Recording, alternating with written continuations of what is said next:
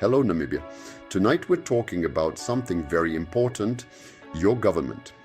More specifically, how it works or doesn't, and how it could work a whole lot better. We're talking about a complete overhaul, a top to bottom renovation of the Namibian public service. So I think of it like this. Your government ministries are like a vintage car. It's got history, it's got character, but let's be honest, it's not exactly winning any races. It's time to swap out the old engine, update the chassis, and maybe even install some power steering. We're talking about re-engineering the entire system to be more efficient, more effective, and more responsive to the needs of the 21st century. This isn't just about shuffling papers or changing job titles. It's about creating a leaner, meaner, more citizen-centric government that actually delivers for the people of Namibia.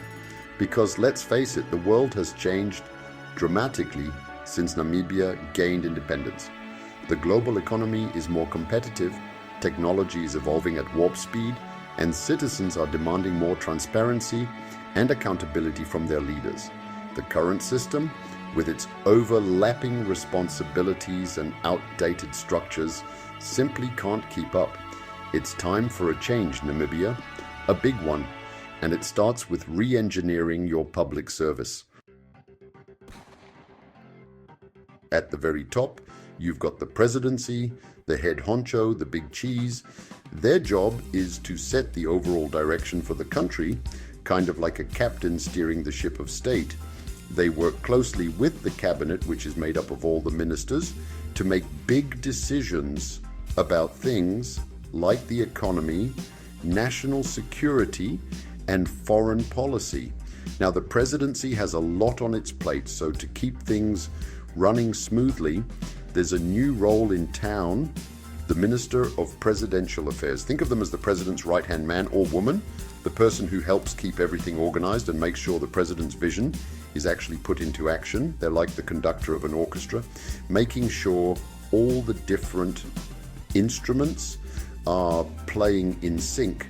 They handle the day-to-day operations of the presidency, coordinate with other ministries, and generally make sure the wheels of government keep turning. This new role is all about efficiency and making sure the presidency can focus on the big picture stuff like, actually running the country. So there you have it, the presidency, the captain of the ship, setting the course for Namibia's future with a little help from their trusty first mate, the Minister of Presidential Affairs. Now, let's talk about the engine room of the government, the office of the Prime Minister.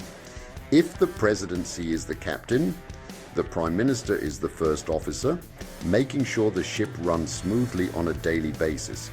This office is all about getting things done. They're responsible for implementing the government's policies and programs, coordinating between different ministries, and generally keeping the machinery of government well-oiled and humming along.